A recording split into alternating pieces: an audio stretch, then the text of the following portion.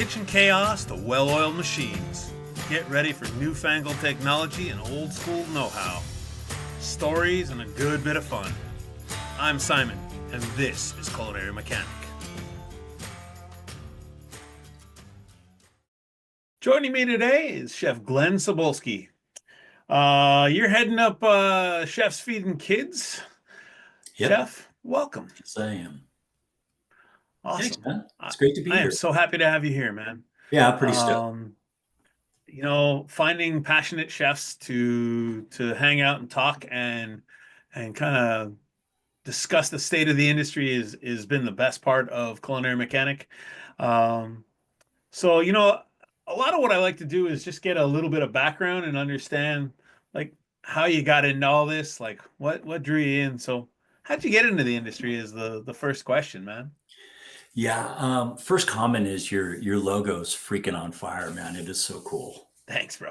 Culinary mechanic. That just like, it really comes from growing up with my parents. I'm the youngest of four. Mom and dad split when I was about a year old. So mom's house during the week, dad's house during the weekend. My dad loved to cook. He just loved to cook for everybody. Polish, he grew up back east, learning all those dishes and stuff. So, but it was really the what eating, meant to everybody. It was really the gathering of the people that I enjoyed more than the actual food. But I figured out that, well, food brings people together, right? Even at an Yeah. early age in the house. So that's, that inspiration really hit home with me. Watching Pops, make his ragu, watching him, do a London broil and with the garlic on it, old school stuff, Right. and how much everybody loved it. And then the parties on the weekends where everybody was barbecuing and stuff like that. So that's where the passion, started. And then, I grew up in a household like most of us did that didn't have a whole lot of money. And at age 14, I got my first job at, I'm going to say it because I can't get in trouble anymore, Novato Liquor. And I was stocking a liquor, and then that led to me making sandwiches and freaking, Awesome. the rest is kind of history, I guess. But Sweet. most of everything that's happened, Simon, has happened.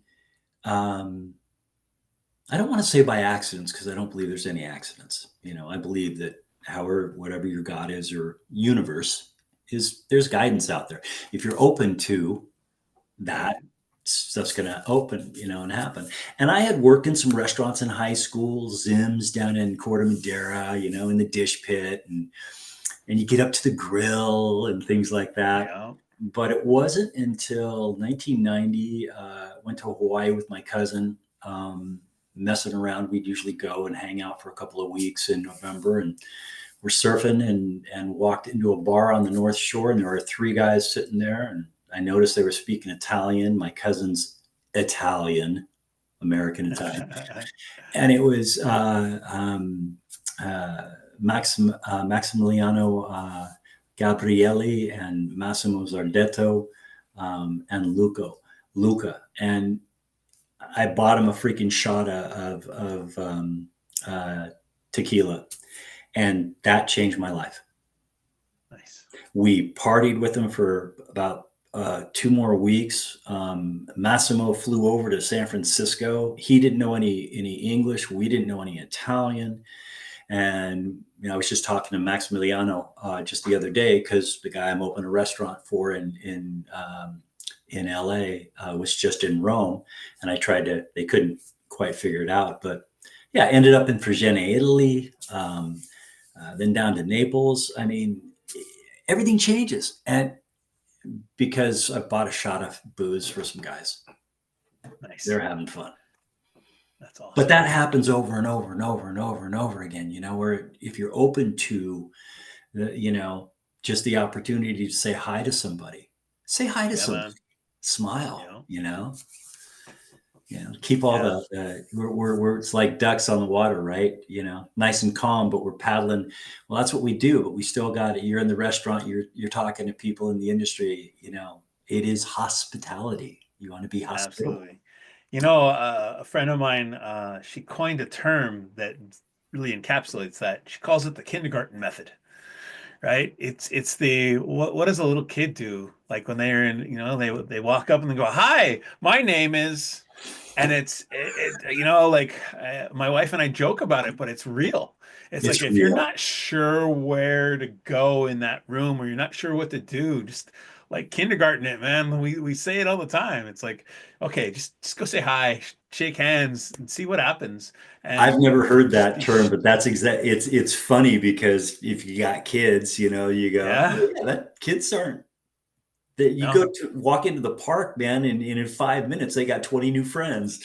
What totally. happened to us, right? Yeah. Yeah, man. My one of my favorite examples of that is I was at let's see, 2010. I was in New York City and I went to the starchefs.com International Chefs Congress.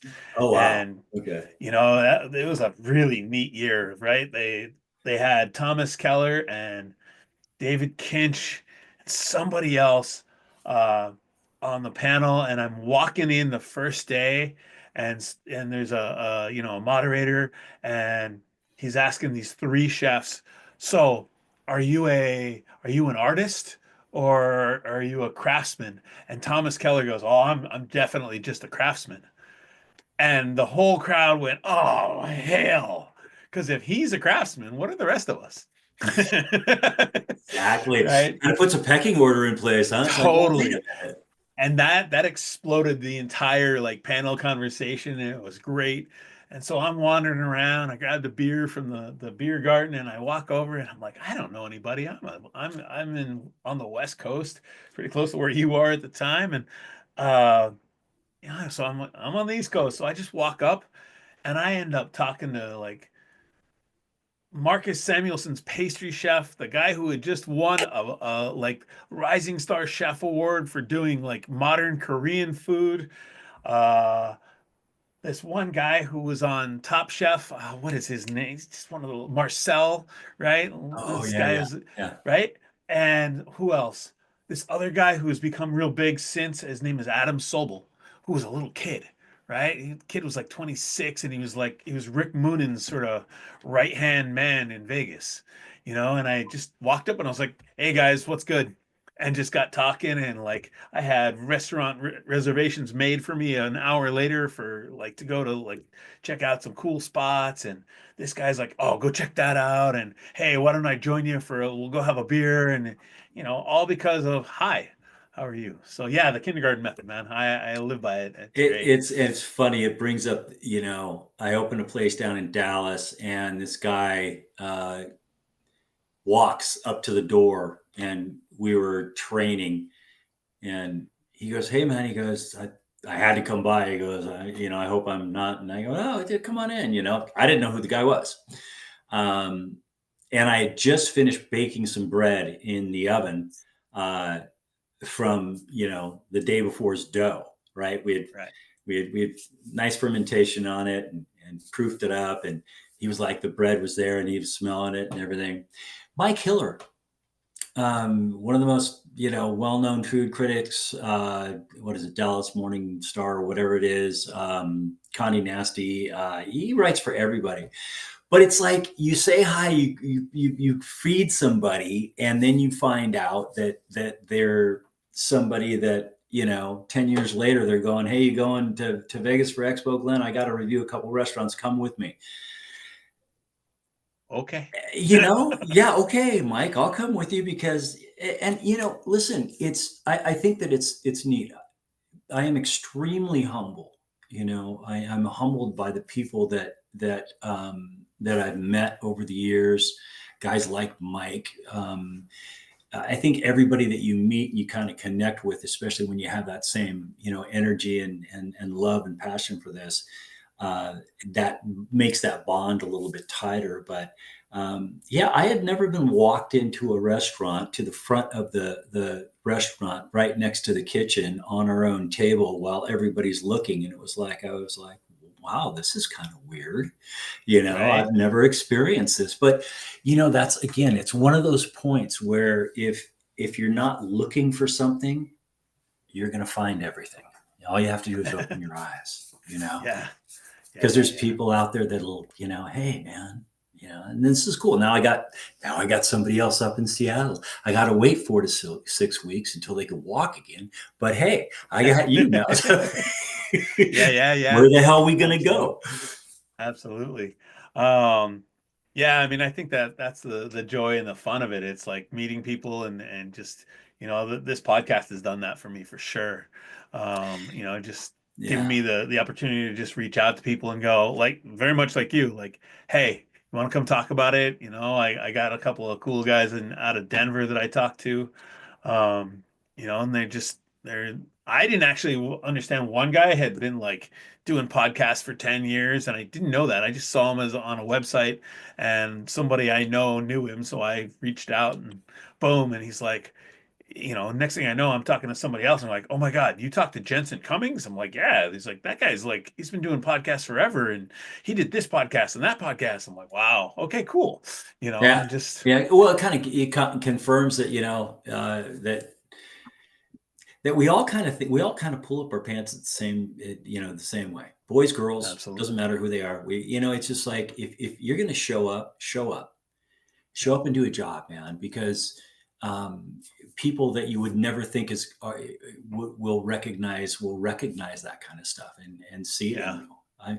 Humility is something that, again, I've mentioned it a couple times. It's just one of those things where it doesn't mean that you stand there like a bitch or anything and take one on the chin. Humility is being able to get your point through to Yeah. whoever you're dealing with and talking with in a way that they respect you for it, but you are completely and 100% firm on your trajectory. You have to be, because we're dealing with people's lives. How hard it is. I've closed restaurants. Not ashamed to say it. We everybody at anybody that's been in this industry for any amount of time opening restaurants has closed restaurants. Period. It happens. Yeah. If you're not learning from that, and if you're not taking that knowledge and giving it to someone, if they'll take it, right, Right. um, so that they can be successful. I mean, it's one of the things that when we tie back to the chef's feeding kids thing is, our mission statement is really clear: feed, educate, train, employ. It's very clear. Nice. We need to inspire young people into coming into our industry, and where there are young people and young adults that can't afford a culinary career, like most people can't, um, then maybe we teach them how to be a fry cook, give them time on the grill, baking, all the while, they're learning something. And we're not accredited yet, but I'll tell you what, if we put out on our website as we grow, um, one of the kids that came to the first class in NorCal just got a job. I mean, Nice. right, and it's feeding our industry back. We've got broadliners, we've got California Milk Advisory Board, we've got Orlando Foods, Bellissimo Foods, Cisco, and they're all U.S. Foods, Hormel, and they're all coming in and going, we want to help. How can we That's help? amazing. Because they know that we're feeding the next generation, so to speak, of potential restaurant workers. And we're giving them listen, there's something that to be said, and I want to hear what your opinion on this is. You got to get in the trenches and get on a freaking, be on a fry station on a really super busy, little restaurant. You have to. If you don't have those kind of experiences, man, you ain't living yet, right? Absolutely. I mean, I think, well, I've come to understand that there are folks who they don't take the same joy out of restaurant work. And I think that understanding that there are restaurant chefs and that there are just other chefs, right? Like I think that but for me, dyed in the wool restaurant chef, there's nothing better than feeling the tension up around your neck and sweating a little bit and knowing, oh my goodness, there's something special about that. Well, And yeah, that's special. We didn't have KDS screens 10 years ago. I mean, right? Everything, you got a freaking order popped in, man, and you were the person. If you're expo and everything and you're running that kitchen, if you screw up, it's nobody's on the line's fault. It's no, yours. I mean, that kind of stuff. yeah. I I mean, I think back to thrive some of the verbal kitchens I worked in where not on. where everything was in the expediter's head Oh, because he got a ticket and nobody else did. And oh it my was God. his or her ability to call all days, ask for callbacks, and it created a very clear system of communication. And you I've experienced that when I work for a when I work with cooks who've been through some of that, like they call things back, they're super organized, they deliver things in order of the way it was called. Like they know they have that sort of protocol built into them versus somebody who is just a good cook, right? And Now, hasn't necessarily been put through those bases. so what you're telling me is, what I thrive on, I thrived on as well, because that art is dying. Okay, and it's funny because I've thought about this. I think about this a lot, but the way you just phrased that comment, it was like, oh yeah, tech is screwing that up too, because now you've got KDS screens, and I'm not knocking them, right? But if No, I got a KDS screens and my entire line is working the orders, they're watching the times, they're looking, they're getting their red, their yellow, and then their red, lines coming up and thinking flashing. like, where, bring everything together. It's still, you still have to have an expo, you still have to have the conductor, what I call it, and I call it this in the kitchen, and I call it in the bars, and in the entire freaking restaurant there is a conductor. And if that conductor is conducting that orchestra of people in each separate area, right? If that conductor is conducting that orchestra, and the orchestra knows what to do, then you really don't need technology. We need technology. But I'm saying the point being is you still have that. You went through that. I went through that. Yeah, If you make a mistake, guess what? The six other people on that line are screwed, and yeah, they've done their job right. Right. yeah. So yeah, it's interesting. Yeah. It's I don't know about you, but I did not get into the restaurant business to spend all my time in a cramped little office. I love being in the kitchen, out on the floor. And if you're nodding your head right now, I want to introduce you to an amazing company called Starfish. Look, I've gotten to know their CEO, Jordan, recently, and what they're building really impresses me. They're using AI to read your P&L, and they're going to email you actionable insights every week so you can lower your costs and increase revenue. Best part is you don't have to spend time digging through your P&Ls, poring over reports in that cramped little office. Starfish is going to do that for you so you can get back to the part of the business that you love. If you're interested, go to their website, use starfish.com. That's USE starfish.com. And tell them Simon sent you. I mean, it's interesting you talk about KDS. I worked for a company and we put in KDS, and it was interesting. We put it in one restaurant, and then we had six more launches and we did it every 2 weeks. And I saw it in the first one, and then I think I wasn't there for the second one. My counterpart had done that second one, and I was on the phone with him, and he's like, "Oh my God, we destroyed the front of the house." He's like, "They couldn't keep up." And I'm like, I know. And so from the third one on, it was like, okay, like we felt it and we saw it. We were able to drop a net 5 minutes on every single ticket because there was less stuff happening. And what it taught us, right? And for everybody out there listening to the sound of our voices right now, what it taught us was that you had to have you had to have orchestrated the menu correct better and correctly so that you cut certain times down because it's not as coordinated by the center person by that expo anymore. Now it's Right. station, station, station, and they're going.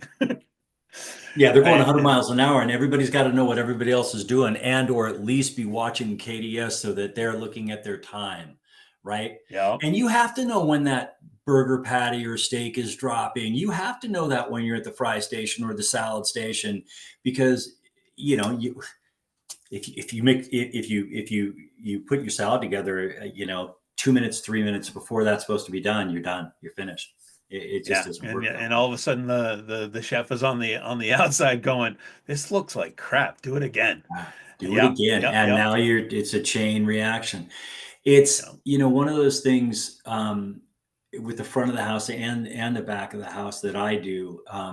My method of management style is see something, do something, and I use that term a lot because it really does bring a team together. If we all have our stations, we all have our places in the restaurant, but if we're all watching out for each other or the customer, doesn't mean you're jumping off to do anybody else's job, but that creates an energy in the restaurant of Yeah. awareness, right? And Uh-huh. so if we're all aware, we're all going to be more on point to be able to see an issue developing before it comes to a head, to where we can walk in and say, is that not quite right? Whatever the scenario is. And with Tie and Timber, and I can talk about them because they let me. One of the things that I stepped in immediately was the fact that the owners, Kurt and Jen, weren't really seeing eye to eye with the GM, Matt.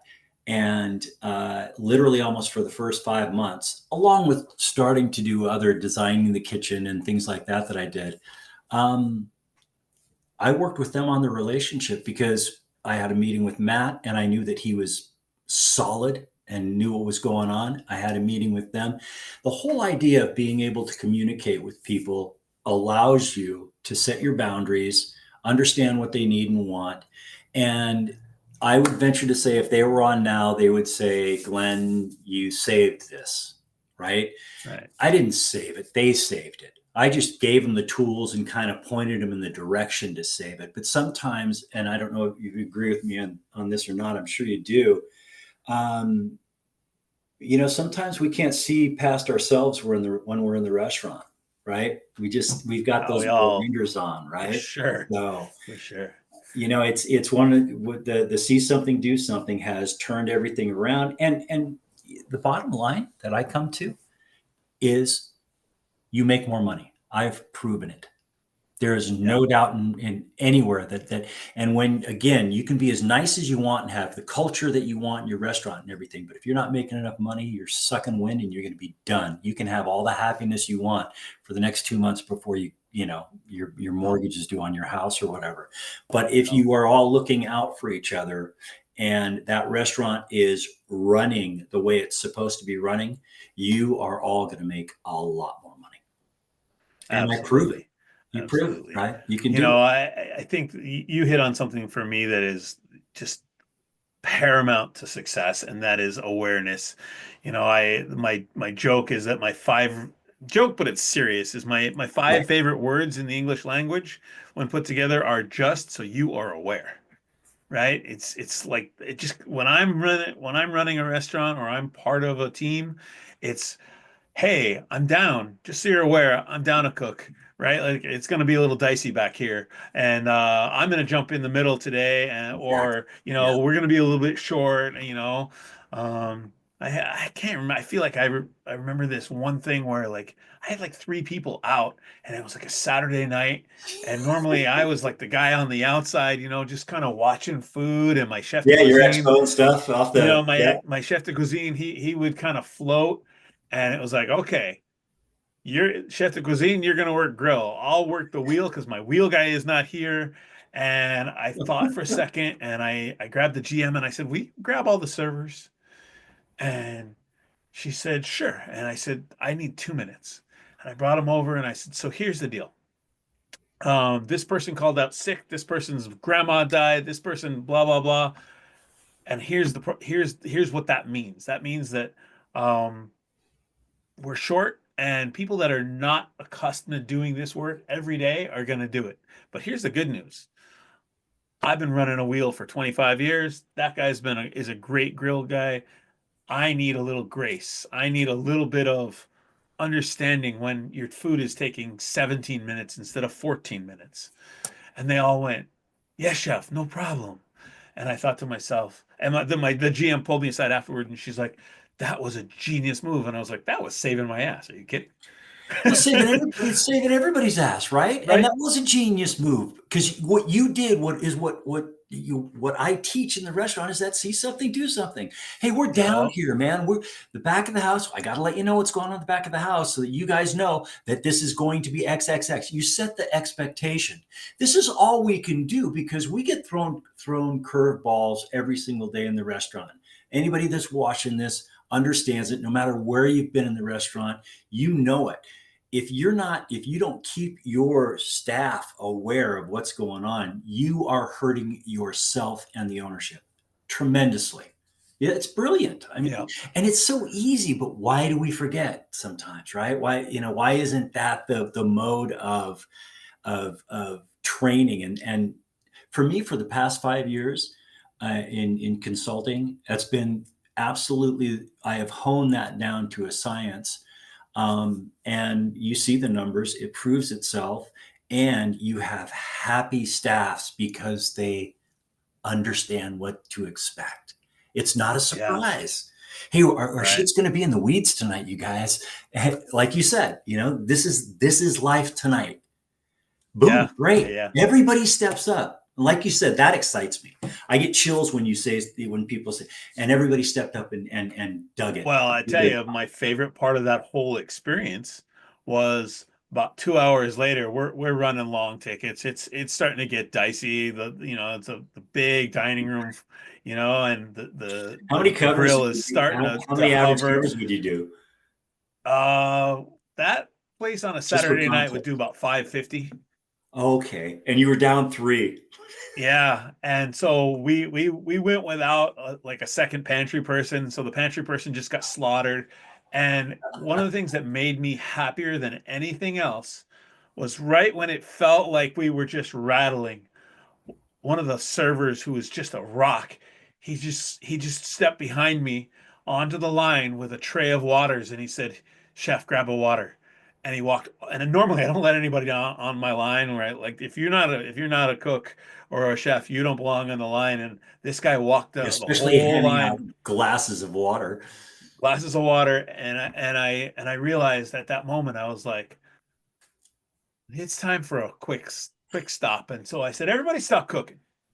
And it's an open kitchen, so this I'm loud and big Yeah, bit of a yeah, baritone voice. And I said, "Everybody stop cooking, drink your water."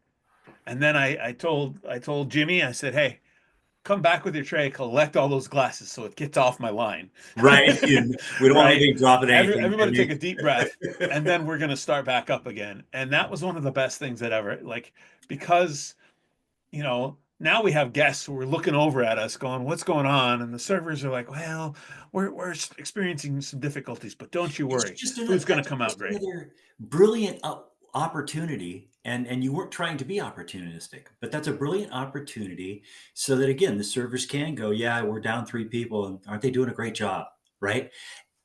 It's just a few comments like that, just and you did what? You maybe that was 30 seconds to drink your water.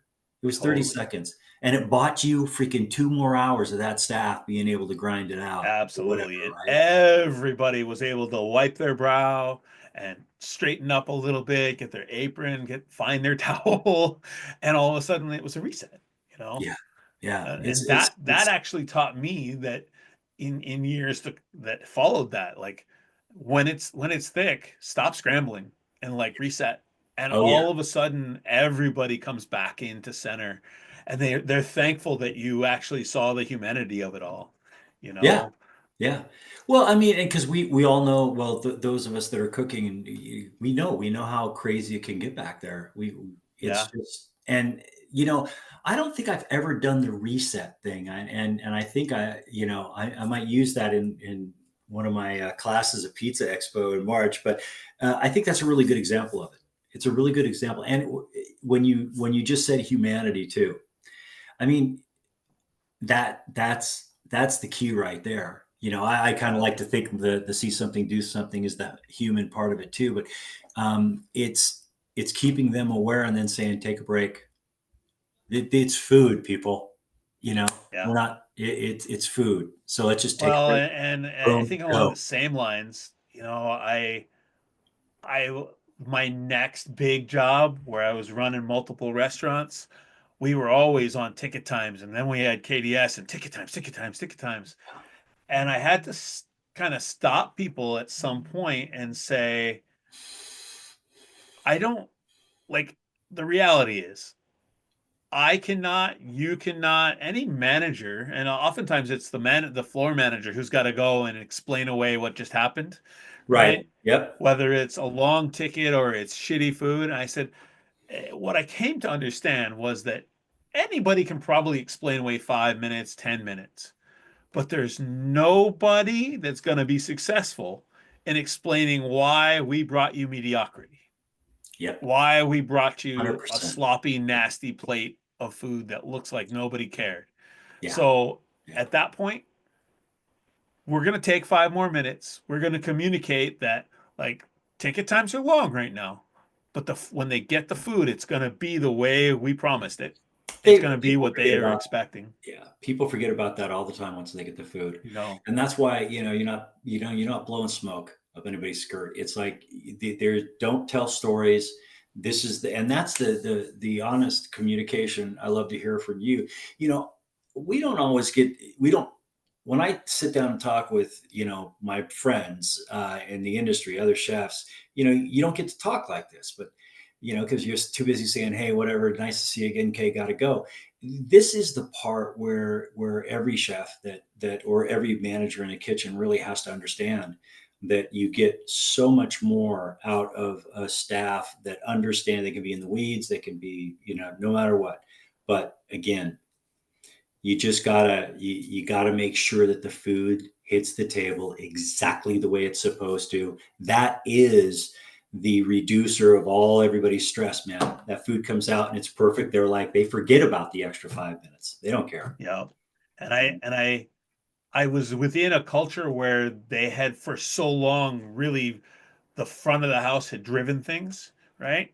And I don't know that they had well, they sure didn't expect me, right? I came along at a point where we were growing and I put some backbone to it, right? And I was like, "No, you're not going to force me to give this to you faster. It's just not going to Yeah, happen." yeah, Because at the end of the day, speed isn't what makes it, right? Like we can get our speed back, right? We can teach people, we can train people better and we can get that speed back.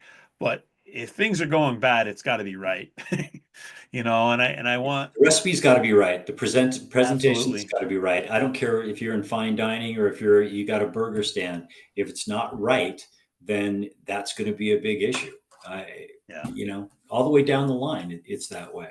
And I've never ever allowed front of the house to set the pace on anything. I'm sorry. It is absolutely 100% symbiotic relationship where if you're not communicating, if the lead in the kitchen is not communicating with the front of the house, the floor manager, you're screwed. You're done. Yeah. There could be a tsunami coming and a tidal wave about to hit, but don't worry about that. Let's make sure this next table gets their food. Kind of an attitude where it's like, you can't panic. You can't lose it, man. And if you're not that conductor of that orchestra, making sure everybody's firing on the same chord that you want them to fire on, you're done. You're Yeah. finished. I mean, it just doesn't Yeah. work, you know.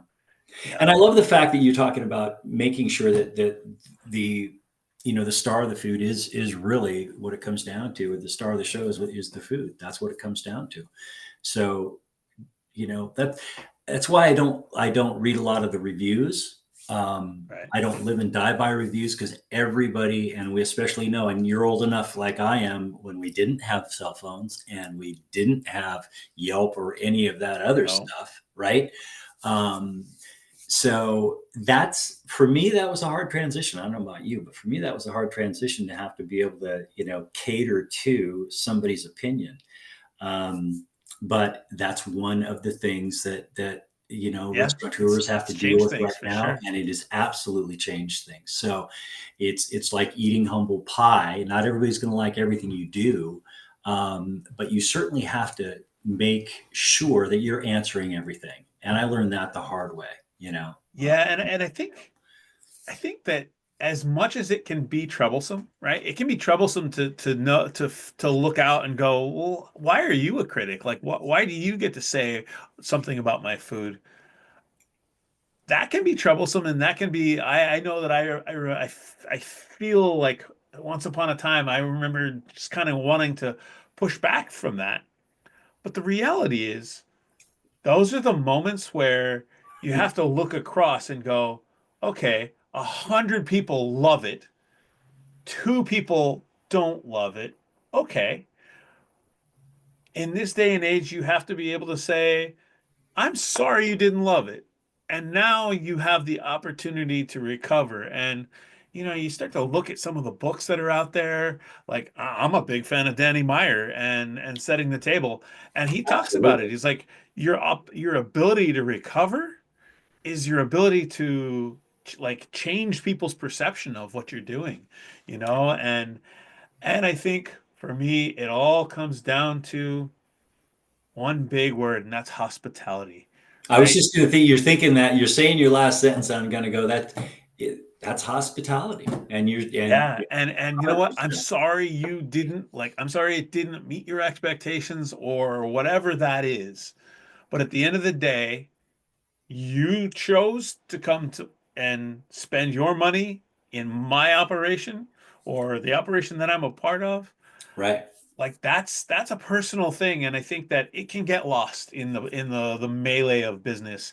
I worked in some big places. I'm sure you've been in some big places where it feels very industrial, and we can Sure. just sort of just be tromping through it. But at the end of the day, whether it's 25 people or 550 covers on a Saturday, those people chose to spend their money.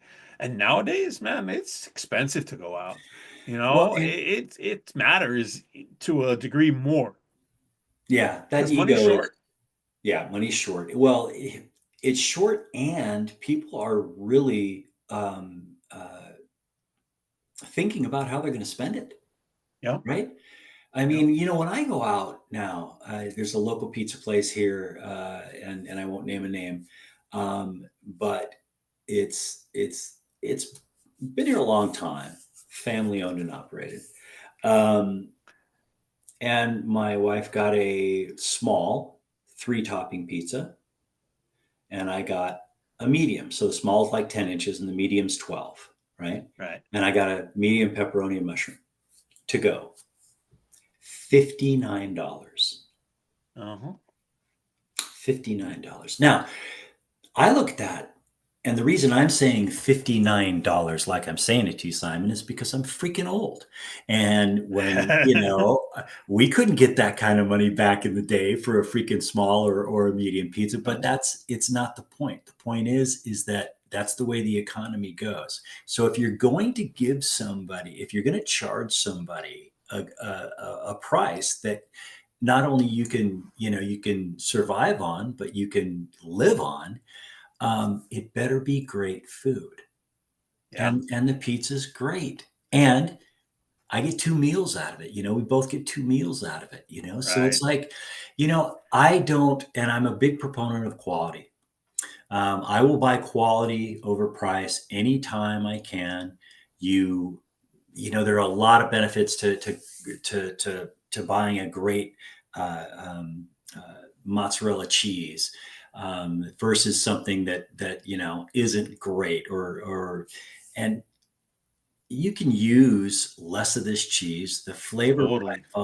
profile is so much more better than what you have here. And that's what you have to break those things down for your clients as well, because like I'm sure you've been in the position like I've been in the position. We're looking at our freaking invoices coming in, going, "Oh my God, I can't afford that.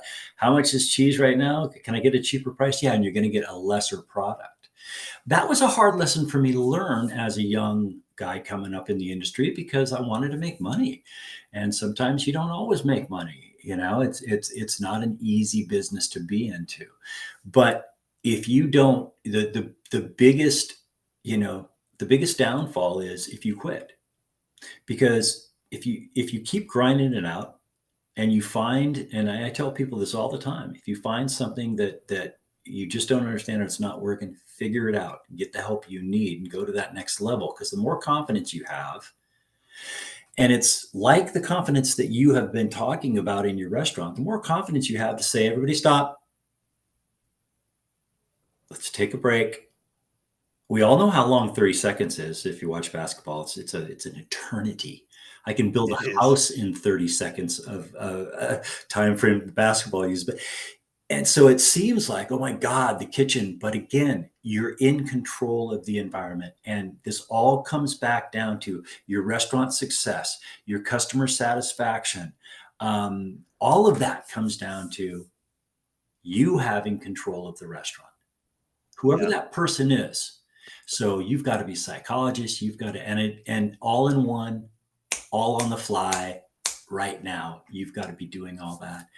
And that's where the real magic comes in, because I know you know this. I know it too. You get the end of the freaking service, and everybody's breaking everything down, and you're tired, and you did what, two, three, 400 covers, whatever it was. Um, that's that. Okay, we pulled it off, man. Yeah, not Yeah. everybody was happy, but they left happy. Yeah. And that's to your point that you're talking about. I mean, I think this is why we keep doing it. I mean, Yeah. I listen, the Culinary Center for Chefs Feeding Kids is going to be great. I'm going to be able to go there and play every day and create and make my recipes and teach and all those things. Um, and if more people had that type of a vision for their restaurants, we would have a lot less restaurant closers and a lot more successful restaurants. Go in there and do what you do best and guide everybody else to do what they do best. Yeah. And if you're doing that and not yelling and screaming and throwing plates or anything like that, you're going to be successful, man. You're going to learn. You're going to survive, right? Did you ever not Well, think you're gonna you were gonna thrive. survive it? Yeah, yeah. I there were times when I was young, I was like, eh. But now we're thriving. We're doing what we love to do, and we're still got our hands in the food to a certain extent. That's a win, man. Yeah, I mean, it's funny you talk about surviving. I remember a couple of services in one. I was in a hotel. I was in a Four Seasons, right? Very high-end, reputable resort in Central California, and I just remember thinking to myself, I'm in hell on earth. I'm in the middle of this. And it was one of the hardest jobs I've ever had. I lasted almost exactly 1 year, and by the time I got to that 1 year, I was ready to get out. And we had five different menus on one line, and we had the 3 meal a day restaurant, we had the fine dining restaurant, we had room service, we had the pool, and I think there was one other separate bar menu.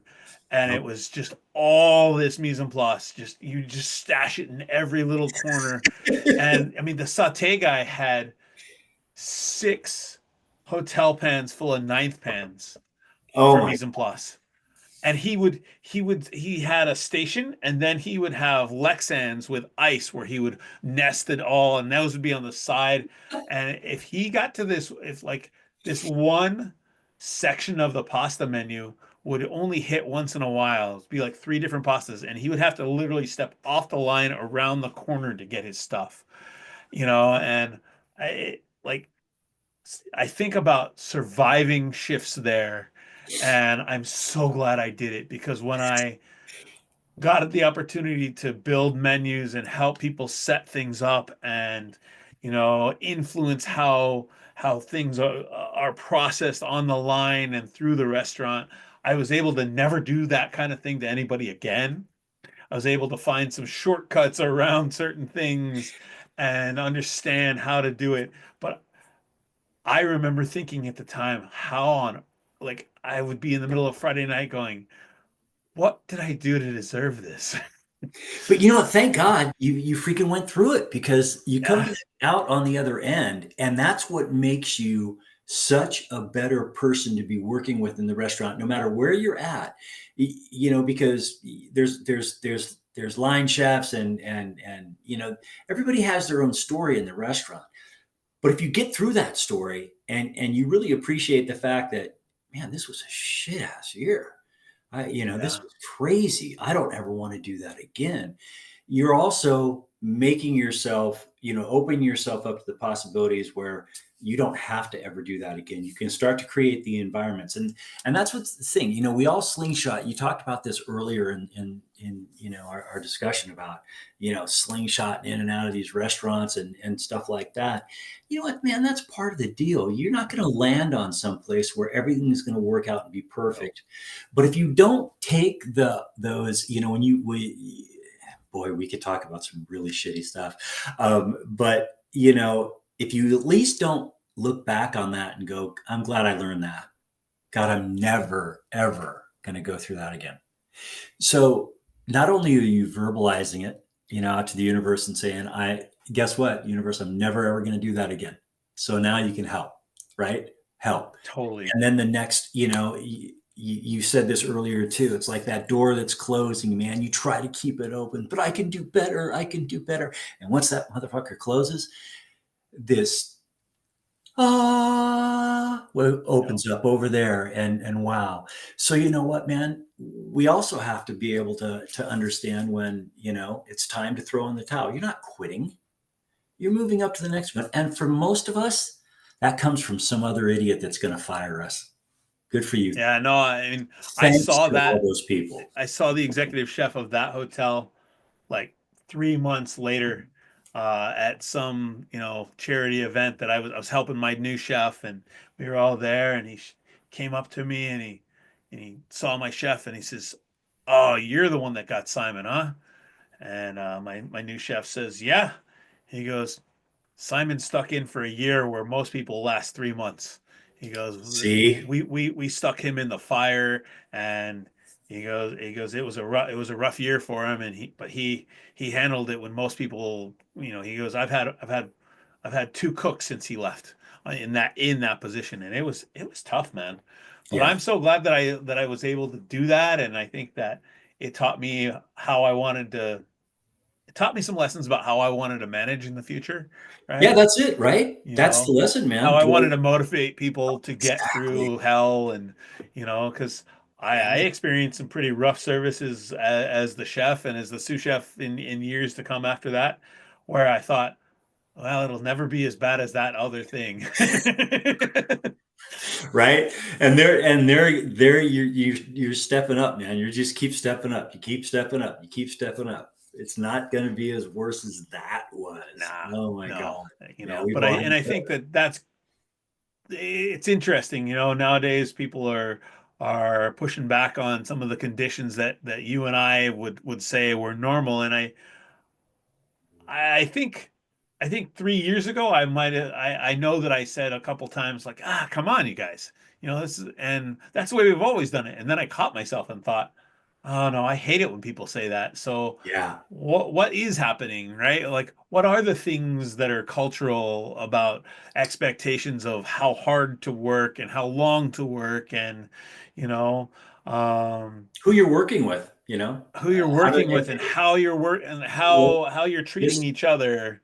just throw it And out there, man. Let you know it's the DEI thing. And and I'm going to talk, I'll tell you, with me, I'm not going to walk on eggshells around anybody.